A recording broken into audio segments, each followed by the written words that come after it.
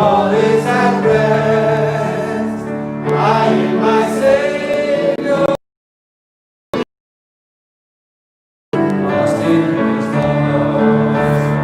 This is my story, this is my song, praising my Savior all the day long. This is my story, this is my song, praising my Savior all the day long.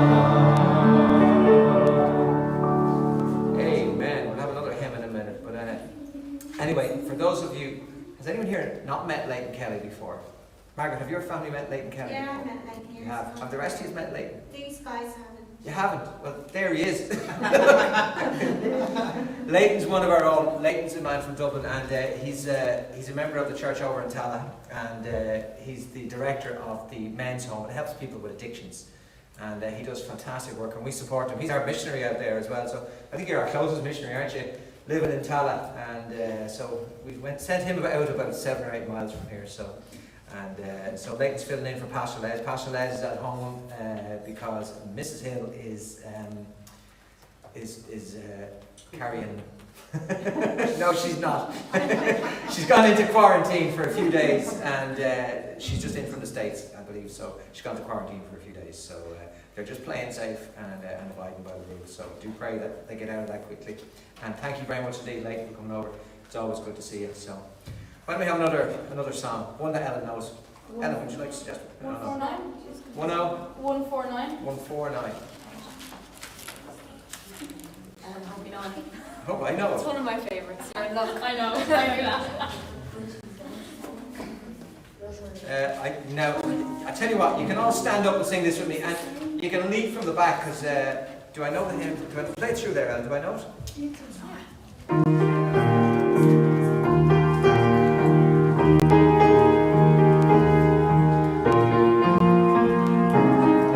Amen. Yeah, okay, I'll sing.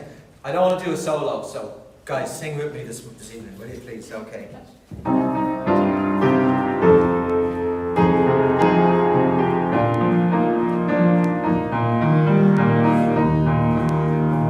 I am His, He is mine. Jesus knows my name. I can rest in His arms. He's always the same.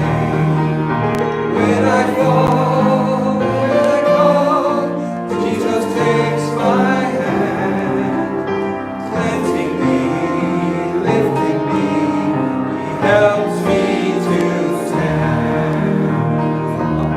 Always the same is His name. Jesus is my champion.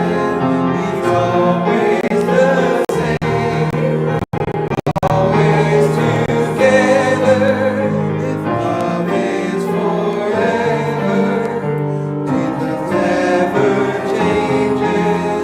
He's always the same. Amen. Thanks, Al. I don't fancy leading the second one.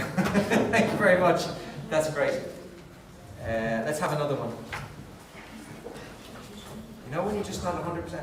Okay, Sarah, you can you choose one. 137. 137. I'll let you know in a minute. I'm going to be stronger this time.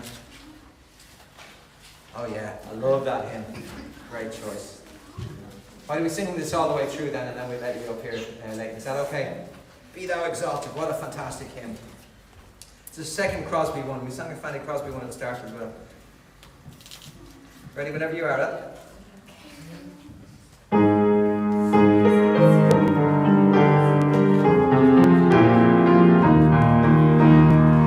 Be Thou exalted forever and ever, God of eternity, the Ancient of Days, wondrous in wisdom, majestic in glory, perfect in holiness, and worthy of praise. Try to get faster.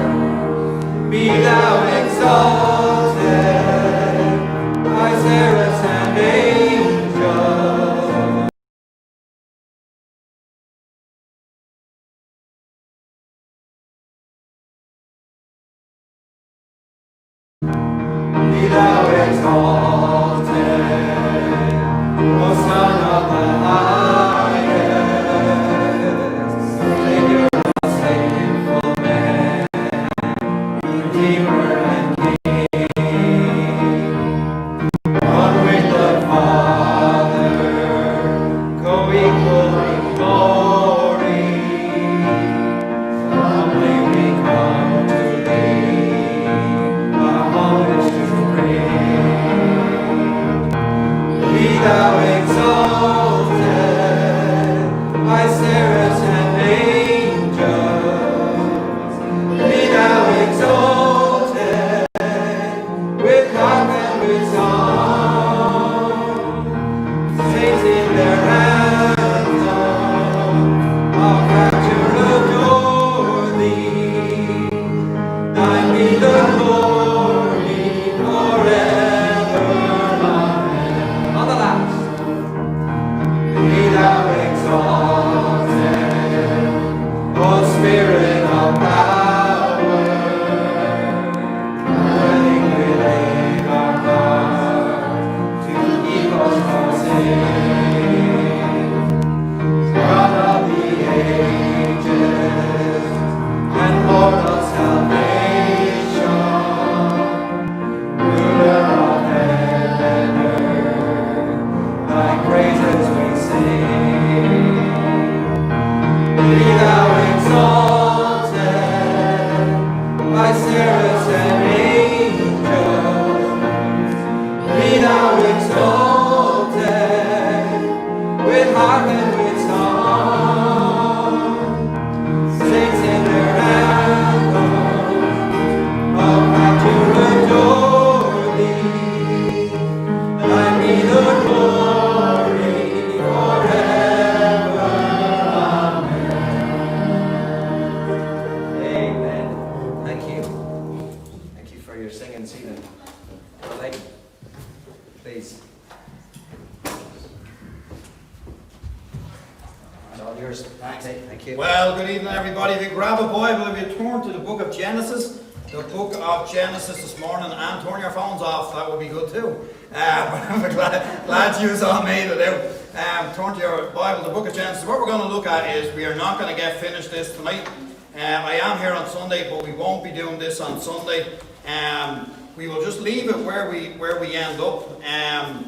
This is what I was doing at New Hope Residential Centre this week. Been teaching through Genesis, taught through Acts, some of the stories in Acts last week.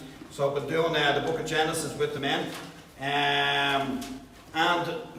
There's a wonderful character. When I say a wonderful character, that's probably stretching it just a bit. There's a character in the book of Genesis.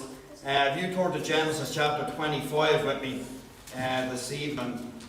Genesis chapter 25. We have a Muslim man in the men's home. I'm not sure how much Muslim he is, but he's not, I suppose, a practicing Muslim, but we'll call himself Muslim. He's from Egypt. So I thought it would be a wonderful exercise to teach through the book of Genesis, to teach him all about the biblical standpoint of the Egyptians and how all that kind of came about. So I've been teaching through the characters, and right now we're on Joseph, and we are close to coming. We're just at the point in Joseph's life where the famines hit.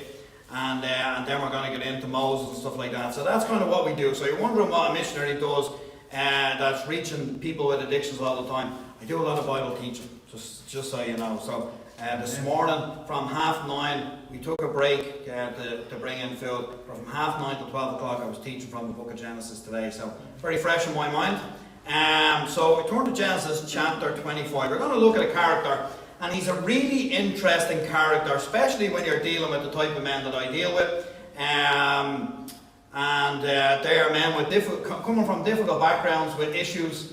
And I am not trying to veer away from saying COVID-19. So we're not going to talk about COVID-19 at all. So just so you know, I'm sick of hearing about it, seeing it, smelling the hand sanitizer and all that stuff. So we are going to avoid the topic altogether. So in the book of Genesis, we have a guy called Jacob. And Jacob was one of those wonderful characters that I suppose, if I'm honest, I see a lot of myself in him, or saw a lot of myself in him. Okay, and he's an interesting study because he's such a pivotal character in Scripture, and that's what we're going to look at tonight. So if you grab your Bible, what we're going to do is I'm going to read a few verses, or maybe we're going to read them together. I might ask somebody to read. Put your hand up if you're willing to read a verse for me. That would be wonderful. And we will dissect and define what the Bible says and kind of figure out what God is doing. And one of the first things we're going to look at, and it's kind of interesting that there's a lot of kids in the room tonight, and there's a lot of parents in the room tonight. So we're going to look at some of the family dynamics that go on in families. And every family has them, and we wish we didn't have them, but we all have them if we're brutally honest. So that's what we're going to look at tonight. So grab your Bible if you will, turn to the book of Genesis 25, and look down at verse 24 we'll start. And just going to skate through a little bit of this. It's talking about Jacob's birth. And Jacob and Esau, twins. Have you any twins in the room? Yeah. Oh, we have a twin. Okay, brilliant. Okay, well these twins weren't so good. I'm sure you're really good, but these twins weren't so good. There was two brothers born, and one of their names was Jacob. Does anybody know who the next twin was? Esau. Okay, so we know the twins. That's good. And who was their father? Isaac. Isaac. And who was their mother? Rachel, wasn't it? It was Rachel. Bit of trouble there with the two sisters, that's the problem. But we won't go to that bit of the story. But anyway, we are looking at the two brothers. And the two brothers come out, we know the story, I'm sure if you've been in church for any amount of time, there's a tug-of-war going on between the two of them. And there is the prophecy, I suppose, about the younger, or the older shall serve the younger. And we know that story, I'm sure. But you know what? You get into the place where in Genesis there, if you look down at 25, verse 25, it says, and the first came out red all over, like a hairy garment, and they called his name Esau. Now I don't know about you, but people have this funny thing when they see babies saying, they're lovely. The truth is, not all babies are lovely. This baby that was born here was not so lovely, okay? He was really red, and he was really hairy, and he didn't look the best, okay? But he came out anyway. And after that, his brother came out his brother, and his hand took hold of Esau's heel, and his name was called Jacob. So here we have the first mention of our character, Jacob. And the name Jacob means supplanter, trickster, deceiver. He was a shady type guy. He's the type of guy that I would get in New Hope Residential Centre all the time. He is a guy that was the master manipulator with everybody in his life. It's just the way he saw the world. And you say, well, how does a kid grow up to be such a sneaky, deceiving type guy? And what I'm going to show you is, from Scripture, that sometimes we're a product of our homes, and sometimes we're a product of the company that we keep. Okay? So how did Jacob end up being this sneaky guy that would try lie, trick and steal from everybody around him, including his family? Well, we'll try look at that this evening. Who was Jacob's grandfather? Abraham. So you would think if his grandfather was Abraham, his father was Isaac, you would think that this guy would have had a great family background, a godly family background. You would think he would turn out a really godly man. Isn't that the way we add stuff up? But you know what? It doesn't always work like that.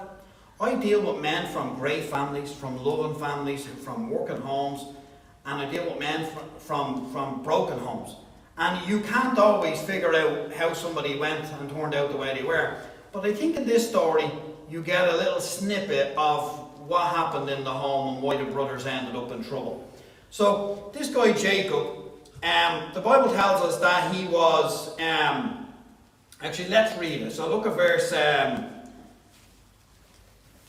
27. And the boys grew, and Esau was a cunning hunter. This is the first thing we learn about Esau. A man of the field. He was a man's man. he probably wore combat trousers going around and all that. You know, one of them fellas, camping boots and stuff. So he was a cunning hunter, a man of the field, and Jacob was a plain man, dwelling in tents. Now I tell you, when you read that, it's very easy to just read over that and not think anything else of it. Do you know that? But you know what? There's an awful lot of information in that. It describes the two characters of the men. It describes the men's interests, what they're like. It describes Esau as somebody that's a rugged hunter, you know, rough hands, rough and ready guy, tough guy, you know, likes going out hunting, likes camping out in the garden, you know, he likes all that kind of stuff. And then it describes his brother Jacob as a plain man dwelling in tents. He likes to stay at home. He's kind of a mammy's boy. I have to say, I was probably a mammy's boy growing up, you know that? I was a mammy's boy. But you know what? They're very different characters. Now, parents won't like to admit this, but they will all know it's true.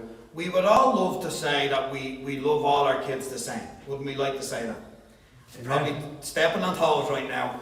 And if you have one of your kids, not the other, you say, yeah, it's that kid, okay? but the reality is we love all our children, but you connect with people in a different way. It's like when kids go to school, they like one teacher and don't like the other. Why is that? Because we connect with people differently. Well, it's the same in homes. It's the way we're made. You know, sometimes it takes a bit of work for me to be interested in what one of my 5 boys is interested in, because it's just not me. But I have to work at it. Doesn't mean you don't love them, you just don't, I suppose, appreciate some of the ways that they have. And, you know, in this family home, you know, there's going to be favourites. Now, we don't like that. You see, the men of New Hope Residential Centre, they don't like the fact that life has favourites. Okay? Because they're growing up in a society that says we're all equal and everybody's the same. And everybody, no matter which place you finish in the race, everybody's going to get a medal and everybody's going great. The reality is that some people it's fast and some people it's slow. It's just the way it is. Life isn't always as equal as we'd want it to be. But in this story, you have 2 brothers. They grow up in a home, and you're going to find that one of them gravitates towards the mother, and one of them goes towards the father, and that causes huge strife in the family. And sometimes parents make mistakes because they're not perfect. They make mistakes when they're raising their children. And children make lots of mistakes growing up too. But what you're going to see in this family is you're going to see a family breakdown of communication. You're going to see a family breakdown of, I suppose, respect, love, honour. And you're going to see a family divided. But yet, when we think about this family, we're looking at a family who come from great Christian stock, great family background, godly family background. But just because you come from a good godly family background, and just because you maybe attend church or they done stuff like that, the reality is that we don't always get it right. And when we don't get it right, we realise we're not getting it right. The sooner you can fix stuff, the better. That's what I would say to you. Because nobody gets it right all the time. And let's go back to the Bible for a minute. Now, we're not going to go through this little story for a minute, but I'm just going to kind of go over it for you for a sec, because we'll run out of time quick. Look at verse 28. Somebody read verse 28 for me. And Isaac loved Esau because he did eat of his venison, but Rebekah loved Jacob. Okay, so here we have a problem. Because they're twin boys. And the Bible goes as far as to tell us that Isaac loved one over the other. Now it didn't say he doesn't love the other, it just says he loved him more, I suppose, if we look at it that way.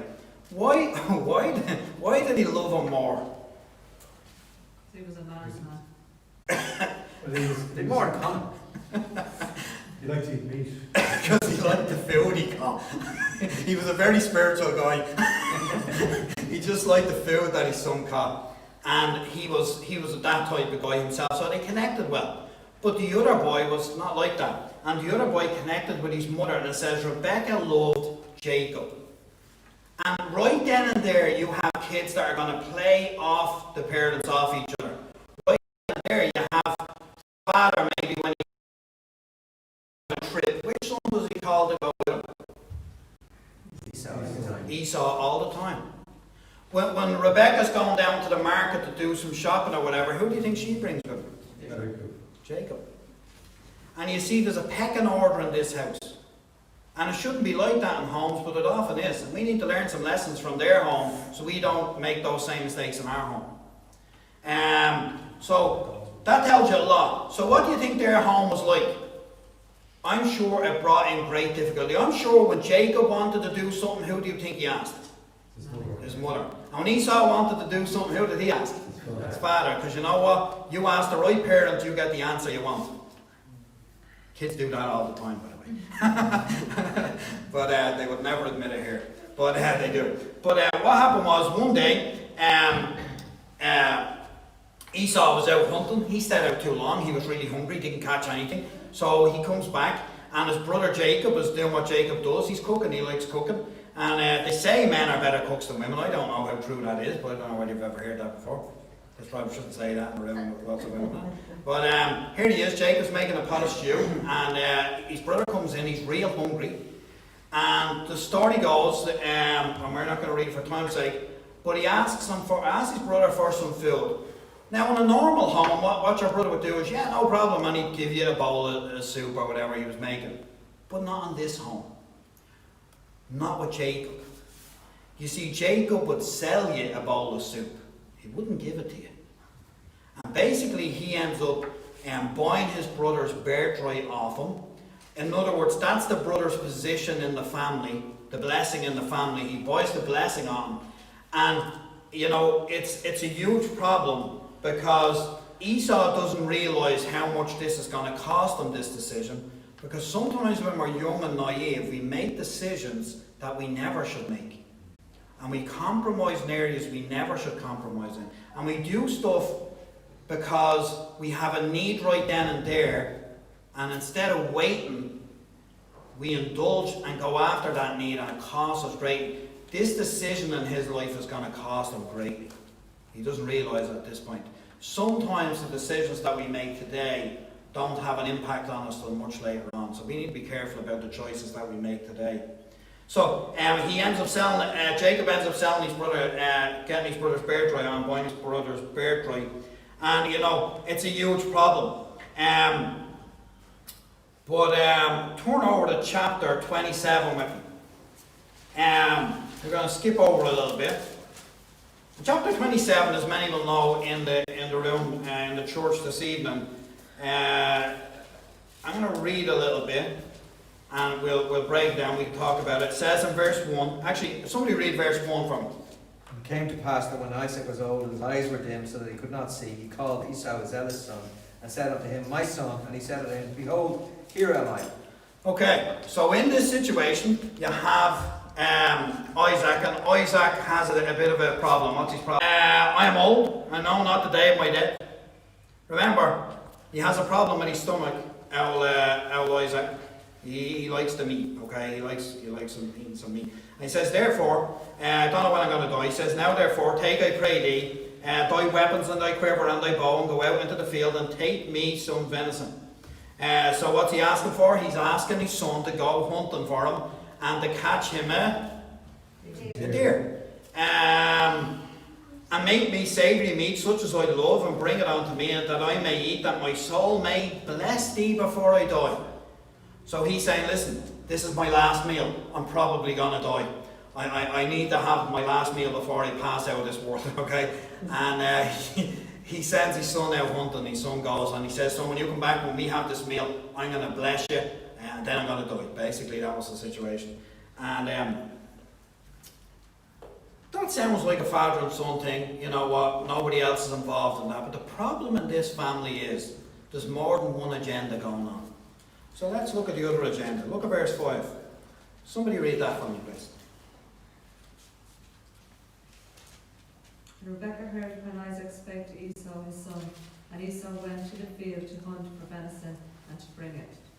Okay, what did you know? Work out why Jacob ended up so bad the way he was. He grew up in a difficult home. He grew up in a broken home. Mommy and Daddy were still in the home together, but the reality is they lived very different lives at times. And everybody was playing each other. Everybody was manipulating each other. And it's not a good situation. And Rebekah heard it. And Esau went to the field to hunt venison to bring it.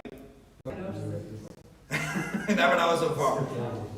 So it's his son, then it's her son, and they're all a big broken family and a big mess. And you wonder why families break down. Because we don't treat each other the way we should treat each other. This is not God's way. They should be a family unit, all working together for God, all serving God together, all loving each other, but they are not. They are like two gangs living in a house, let me tell you. You know, and it gets worse, but let's keep going. Now therefore my son, so she's reminding him, my son, obey my voice according to that which I command thee. She's saying, listen, I'm going to tell you to do something. It's going to seem a little bit shady, but I just want you to do whatever I say. Okay? Because this is a bad thing she's going to get her son to do. Well, what's she going to get her son to do? She says, go now to the flock, fetch me from thence two good kids of the goats. Now, that's two little baby goats.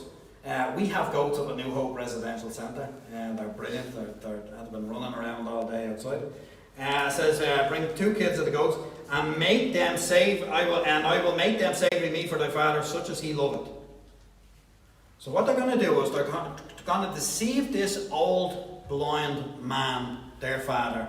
They're going to deceive him, and they're going to make this meal before Esau comes back with the venison, and they're going to make this meal and bring it in and try trick the father. Okay, so there's deception, there's lying, all these different schemes going on in this home. It's really not a good place to be. Look at verse 10. Somebody read verse 10. Thou shalt bring it to thy father, that he may eat, and that he may bless thee before his death. Now, was that in a sense, they don't know that he's not about to die. So, what's just about his last wish before he dies, the father, is that he would bless his oldest son. Is that what they're doing? They're not even willing to let the father have his dying wish, okay? They're trying to trick him, they're trying to deceive him. Well, look at verse 11. And Jacob said to Rebekah his mother, behold, Esau, my brother, is a hairy man, and I am a smooth man. He's like, I'm never going to get away with this man. He's like, my dad's going to know me and my love, even if he can't see. My brother's a hairy guy, and I'm smooth. And he's like, he's going to feel my hand, and he's going to know for sure I'm not who I say I am. And then I'm going to get cursed, and I'm going to be worse off than I am now. So that's what's going on in the situation. And look what verse 12. My father peradventure will feel me, and I will seem unto him as a deceiver. What do you mean, seem unto him as a deceiver? You would be a deceiver, okay? You'll be found out, and he shall bring a curse upon me, and not a blessing. And his mother said unto him, you are right, do the right thing. Let's forget this whole scheme. Is that what she says? No, not this woman. Let's read on.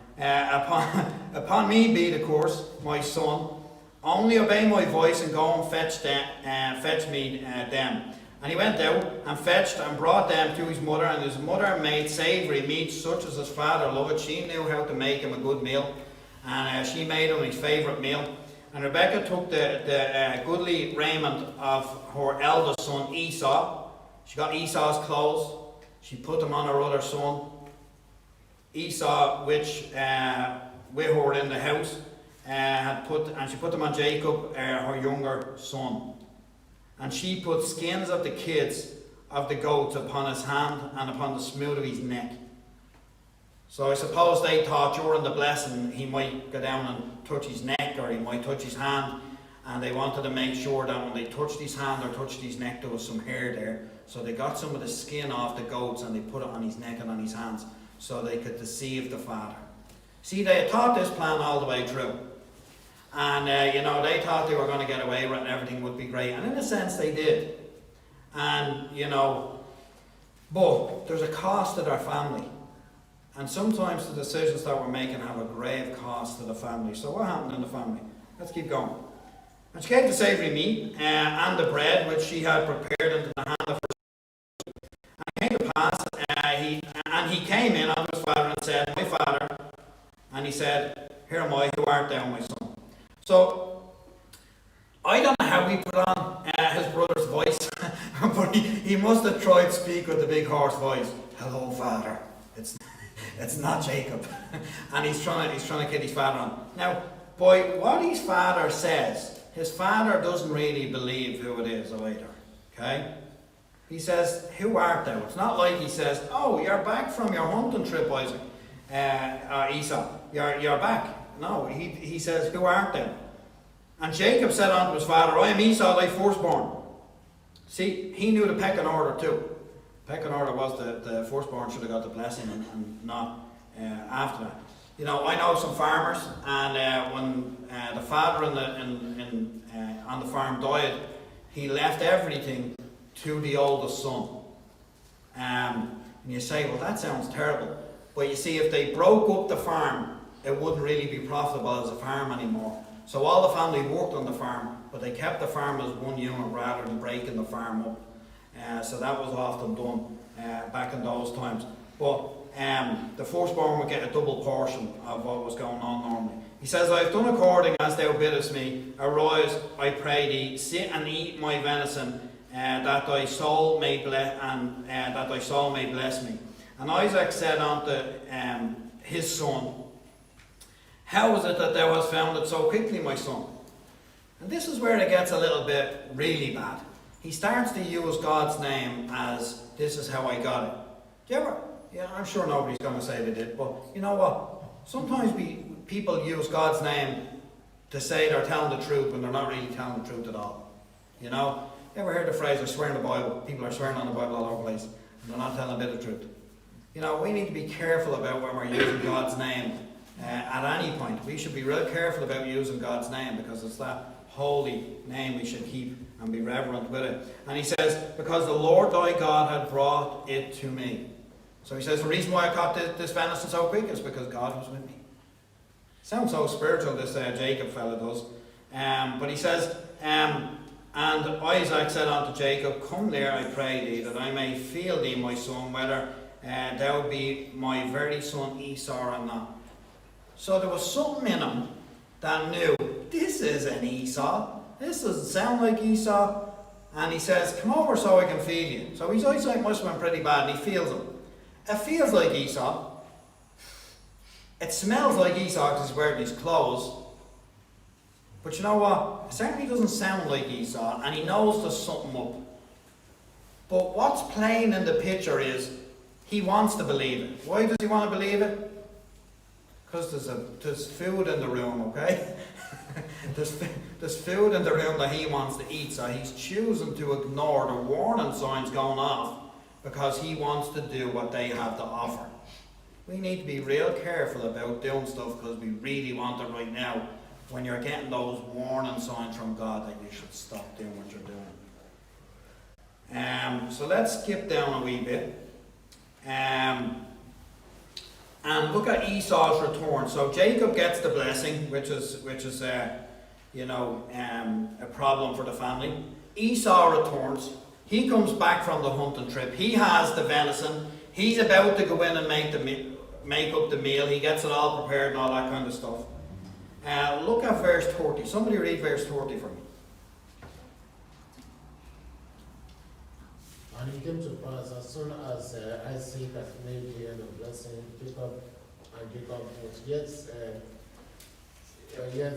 secretly gone out from the presence of Isaac, his father, that Esau, his brother, came in from his hunting. Okay. So you know what? As soon as Isaac was finished giving the blessing to Jacob, Jacob tears out of there. He doesn't want to get caught in there when his brother comes home, let me tell you. His brother will give him a real good beating up, I'm sure, being a hunting man and all that. And he heads out of there. And he also made him savoury meat. And he brought it to his father and said unto his father, let me, my father, arise and eat of thy son's venison, that thy soul may bless me. And what a sad situation and what a disappointment. This boy has been dreaming that he'd be head of the family all his life. His father's probably been telling him, this is how you deal with people. When you're representing their family, this is what you do and this is how you speak to people. And he's feeling like he's in training by the father his whole life. Yeah, he's going to be really disappointed when it doesn't happen. And Isaac his father said unto him, who art thou? And he said, I am son, thy firstborn son Esau, and Isaac, what's the next word? Trembled very exceedingly. Oh no, what have I done? I should have listened to that, and I suppose conscience pricking me to say don't do what I'm about to do. But he didn't. Who? Where is he that had taken venison and brought it to me, and that I have eaten all before thou camest, and have blessed him? Yea, and he shall be blessed. There's no going back. Esau gets real desperate. And it's a really sad little passage that comes up next. You have a desperate man whose hopes and dreams of his future have just all gone. He doesn't know what his position is. He doesn't have a role in the family. He is basically going to be, I suppose, a bit of an outcast in the family from now on. He doesn't have the position that his birth should have given him. And when Esau heard the words of his father, he cried, and with a great and exceeding and bitter cry, and said unto his father, Bless me, even me also, O my father. And he said, Thy brother came with subtlety, and had taken away thy blessing. And he said, Is he not rightly named Jacob?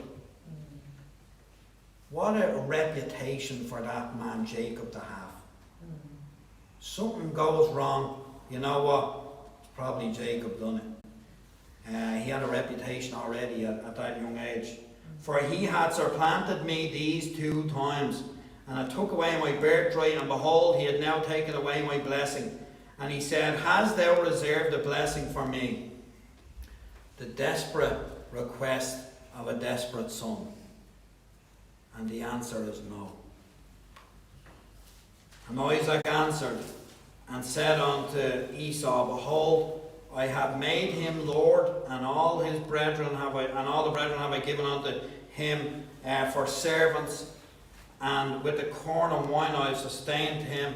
And what shall I do now unto thee, my son? What a sad, sad moment in that family. That should have been a moment of rejoicing when the mantle was passed over. Instead, it's a night of shame in their house. The only person that's rejoicing is maybe the mother and Jacob. But they're not going to be rejoicing for long. There's consequences that come with their actions, just like all of our actions. You see, Esau is a hunting man. He is a fierce warrior, and he's not going to let this thing slip. And we're going to read it. We're going to read a verse in a moment, and it's like, I have brothers, okay, and I'm sure you have family members. Now, I don't know whether you've ever said this to your family members, but me and my big brother, we used to fight something terrible. And I have often said to my brother when we've been rolling around the ground, now it hasn't been lately, just so you know, but when we were young growing up, and I'd say things like, I'll kill you. Now, was I really mean and I was thinking of murdering my brother? Not most of the time anyway. But when we read this verse in the Bible, you're reading a young man who has had everything taken from him, and he is absolutely, literally